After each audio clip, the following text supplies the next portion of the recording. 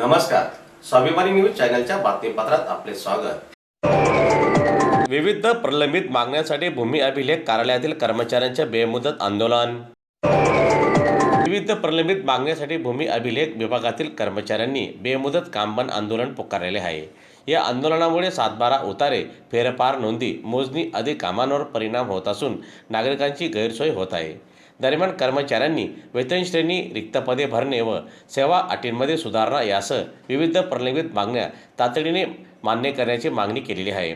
मागण्या मान्य न झाल्यास यापेक्षा तीव्र स्वरूपाचं आंदोलन करण्याचा इशाराही कर्मचाऱ्यांकडून देण्यात आलेला असून आजच्या या आंदोलनात कर्मचारी मोठ्या संख्येने सहभागी झालेले आहेत। सनदशीर मार्गाने आंदोलनाचा पुकारा केलेला आहे। त्यानुसार दिनांक 18 व 20 रोजी सर्व कर्मचाऱ्यांनी, महाराष्ट्रातील सर्व कर्मचाऱ्यांनी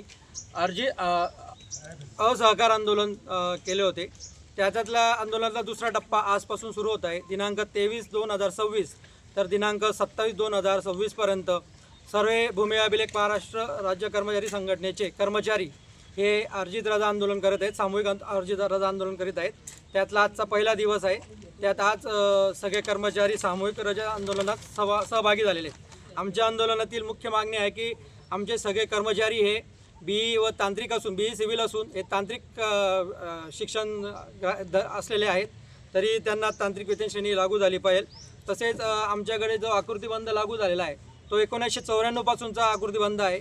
त्यात कुठल्याही प्रकारे कर्मचाऱ्यांच्या